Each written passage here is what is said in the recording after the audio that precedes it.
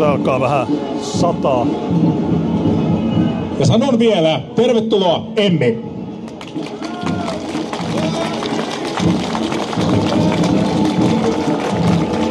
Joo. Hei kaikki ja tervetuloa minunkin puolestani viettämään kanssamme valkoista vappua. Haluan aloittaa puheeni kertomalla henkilökohtaisen tarinani siitä, miten itse päädyin koulun penkiltä kotiäidiksi. Kun olin 18, olin vastikään mennyt naimisiin ja opiskelin ammattikoulussa. Koin olevani hyvä sillä alalla. Sain hyviä arvosanoja ja suoria kehuja opettajilta. Vaikka kaikki tuntui olevan mallillaan, niin tunsin silti, että jotain puuttui.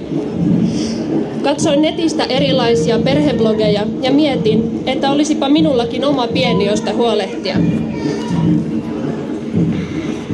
Nuo nuoret naiset näyttivät niin onnellisilta nähdessään ensin testin muuttuvan positiiviseksi, ja siitä noin 9 kuukautta myöhemmin se sama plussa oli heidän sylissään. Aikaa kului ja koulunkäynti alkoi tuntua turhalta. Ala ei osaamisestani huolimatta tuntunut omalta ja mietin monesti, etten edes haluaisi tämän alan töitä valmistuttuani. Tiesin äitini toiveet koulunkäyntini suhteen, enkä halunnut tuottaa pettymystä. Haave omasta perheestä ja siten rauhallisesta ja tasapainoisesta elämästä kuitenkin vahvistui ajan myötä, ja pian kerroinkin miehelleni olevani valmis yrittämään lasta. Opettajani koulussa olivat minusta ihania. He olivat tukeneet minua vaikeina hetkinä, kun äitini sairastui syöpään ja tiesin menettäväni hänet. Opettajat olivat ymmärtäväisiä, kun tehtävät palautuivat ajoittain myöhässä, tai kun koin tarpeelliseksi poistua luokasta tai jättää koulupäivän kesken. 2020 äitini menehtyi ja koin aluksi suurta surua. Pian se suru muuttui kuitenkin helpotukseksi, sillä ainakaan äidin ei enää tarvitsisi kärsiä kovista kivuista. Äidin menehtymisen myötä aloin tosissani ajatella, mitä minä halusin. Olin uupunut ja koulukaan ei enää tuntunut omalta. Ajatus omasta perheestä nosti taas päätään yhä vahvempana ja ajattelin kertoa haaveestani opettajalleni. Opettajan reaktio kuitenkin yllätti. Aiemmin niin kiltti ja ymmärtäväinen ihminen lyttäsi heti haaveeni. Olisi kuulemma tyhmää heittää hukkaan parhaat opiskelu- ja työvuodet. Saa niitä lapsia myöhemminkin. Myöhemmin otin puheeksi haluni lopettaa koulu kokonaan. En halunnut tuhlata aikaani koulussa, jonka alalle en edes haluaisi. Opettaja kehotti miettimään vielä. Opintoja olisi jäljellä enää vain reilu vuosi. Keräsin ajatuksia kasaan muutamasta päivästä viikkoon. Keskustelin puolisoni kanssa. Mutta en vain nähnyt pienintikään syytä jatkaa muiden odotuksien mukaisesti. Joten ilmoitin myöhemmin 2 opettajalle olevani varma päätöksestä lopettaa koulu kesken. Luokanvalvoja sanoi jotakuinkin näin. Mieti, mitä sinun äitisi olisi halunnut. Olen näiden vuosienkin jälkeen aika sanaton siitä, miten joku tuollaisessa asemassa voi sanoa mitään tuollaista, ottaen huomioon vielä sen, että äitini oli vasta hiljattain menehtynyt. Toinen opettajani taasen sanoi seuraavaa. Suora lainaus. Sun tulevaisuuden kannalta tämä on kyllä suoraan sanottuna erittäin huono, väärä ja epäonnistunut päätös. Se ei palvele ketään tai mitään tarkoitusta, eikä hyödytä ketään tai mitään. Ennen kaikkea itseäsi ammut nyt jalkaan ja pahasti. En tiedä teistä, mutta minua nuo sanat eivät ainakaan innostaneet jatkamaan tuossa koulussa. Vuosi tuosta hetkestä olin raskaana esikoistamme odottaen, ja nyt meillä on puolisoni kanssa 2 maailman ihaninta lasta, jotka ovat opettaneet minulle enemmän kuin tuo oppilaitos koskaan. Miksi kerron tämän? Siksi, koska minusta on väärin, että voivottelemme syntyvyyden laskua samalla, kun painostamme parhaassa perheenperustamisiässä olevat nuoret naiset tavoittelemaan turhanpäiväisiä koulututkintoja, joiden myötä ei edes pääse työllistymään.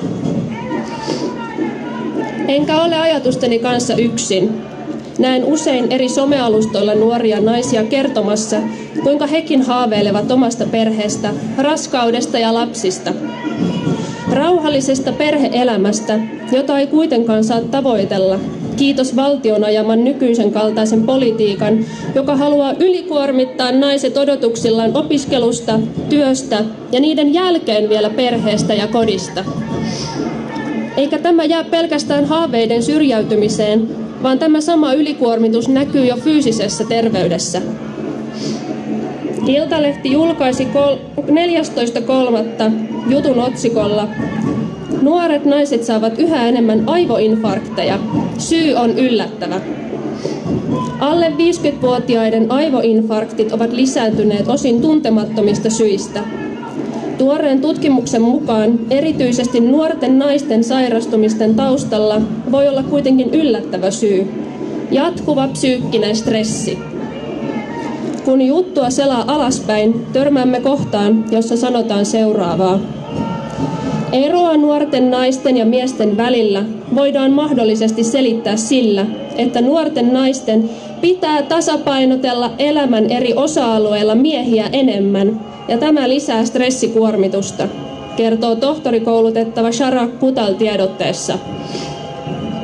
Kertokaa minulle, miten kukaan yksilö, puhumattakaan koko kansastamme, hyötyy siitä, että uuvutamme naiset kaikilla näillä vaatimuksilla ja odotuksilla.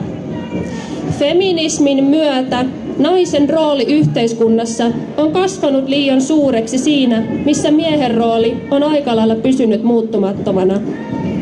Tämä taas on lisännyt ristiriitoja miesten ja naisten välille.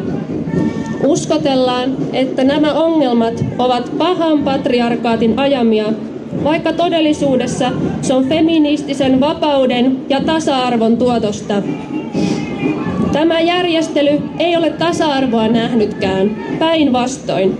Tämä on sitä todellista epätasa-arvoa.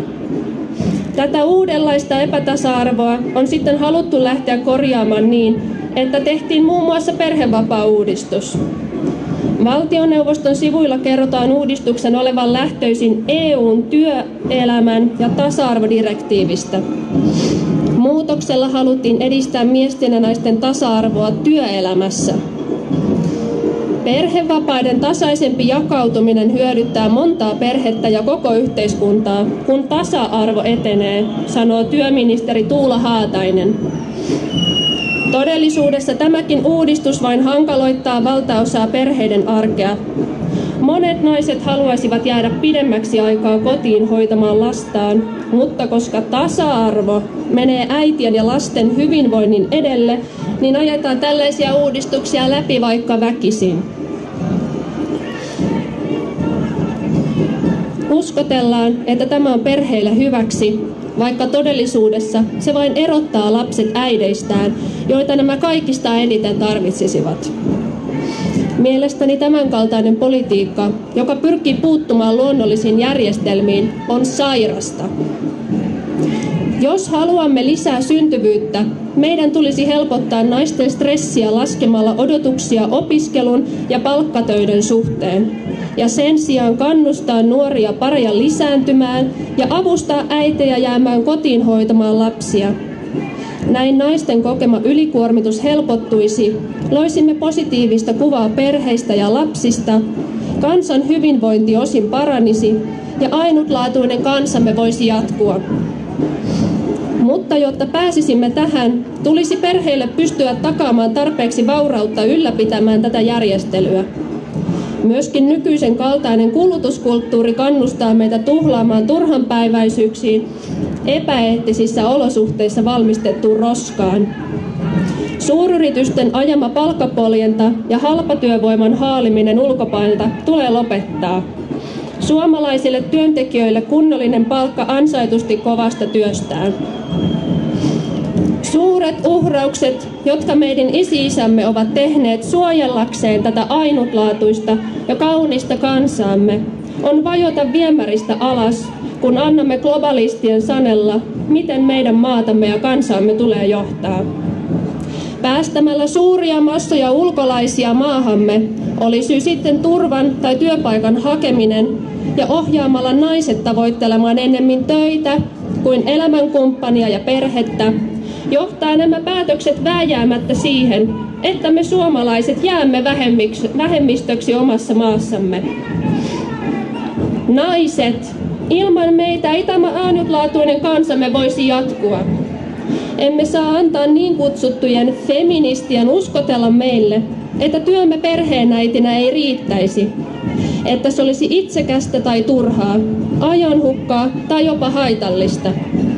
Ikään kuin panoksemme yhteiskunnan ylläpidossa olisi merkittävämpi, jos tuhlaamme sen istumalla koulun penkillä tai kaupan kassalla 30-vuotiaaksi asti, ja vasta ehkä sitten voisimme harkita lasta, jos silloinkaan.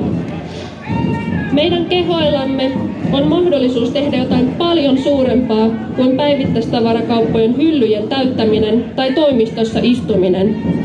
Me voisimme luoda uutta elämää. Kehomme kasvattavat, synnyttävät ja ruokkivat uusia sukupolvia. Sen ihmeellisempää työtä ja uhrausta oman kansan ja maamme eteen ei meille voisi olla. Siihen ei pysty kukaan muu kuin me.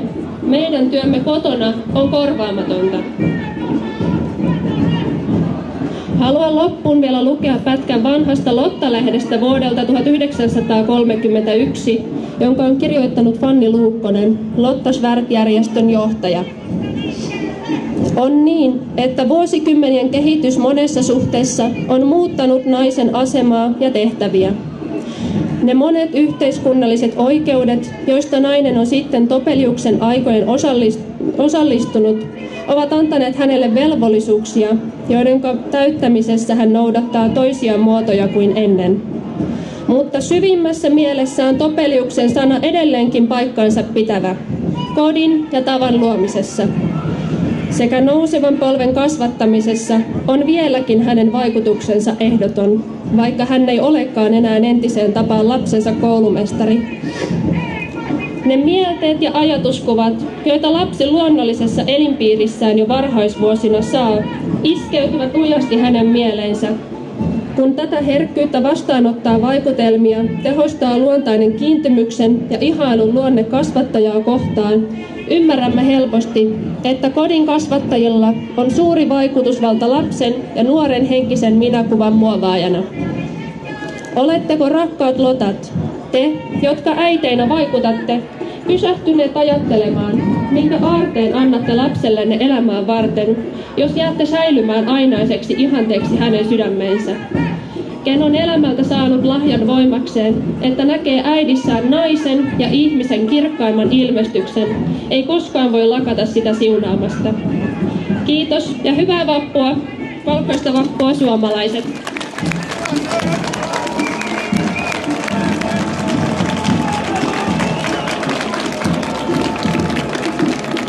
Kiitos Emmi loistavasta puheesta. Nyt me lähestymme viimeistä puhujaa kohti uhkaavasti. Oletko Valtteri valmiina?